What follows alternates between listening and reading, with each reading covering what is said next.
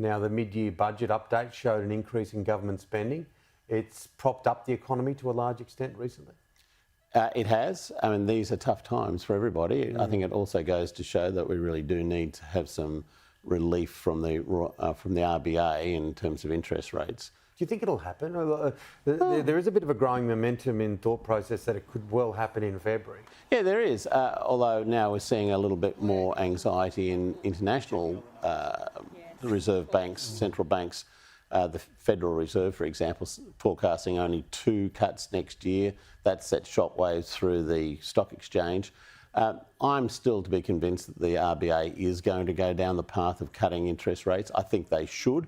I think they should go and have a look at other people's economies, the economies of people in everyday Australia, and see how tough they're doing it, and recognise that the economy is slowing down, and that there's always a risk that you'll get a hard landing if you're too extreme in the way in which you manage your interest rate movements. Yeah, you don't have to knock on too many doors to see people that are doing it tough, particularly this time of year. Yeah. Now, is the coalition vulnerable to a Labor scare campaign, do you think, around spending? A little bit. I mean, once you start having a crack at the government with the MYEFO, the mid-year forecast for spending, then it begs the question, well, what are you going to do when you come to government, if you do come to government, to rein in spending? Because Jim Chalmers is pointing out that most of this spending is absolutely critical. You know, it's around defence, it's around essential services, it's around health spending.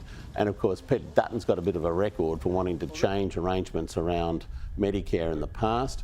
And that's a problem that he's got as a remind campaign that Labor can run at any time, from when Dutton was the health minister and wanted to introduce a $7 payment for people going to bulk billing doctors. Not a well-received proposal back in the day, and it was put down pretty quickly, but it opens him up to those sorts of attacks. So if you are in opposition and you're going to have a go at the government about its spending record, you've got to then show where you're going to make the cuts. He's done well though, Dutton. You like, let's wind back 12 months ago, and I think many thought he was no hope at an election. Yeah, he's right in this. This is a head bobber. This is a really tough election for the government. No one should be in any doubt about that. But when it comes to the pointy end, as we're approaching now, we're seeing it with the nuclear debate.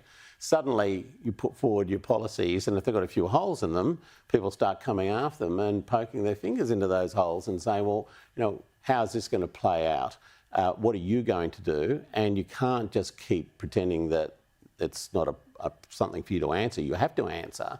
You have to do press conferences to the full press gallery. You can't do them in regional Australia or 15 minutes before question time, as he's been doing. You actually got to get out there and start answering for it. So I think we'll see a lot more of a contest in the coming days between the government, which has been on the back foot for a long time now, mainly over cost of living issues, over which they've got very little control, and the opposition, who now have to account for the policies that they're putting forward. I think nuclear is proving to be a bigger issue for them than they thought it would be. Yeah, we'll watch that space with interest. Now,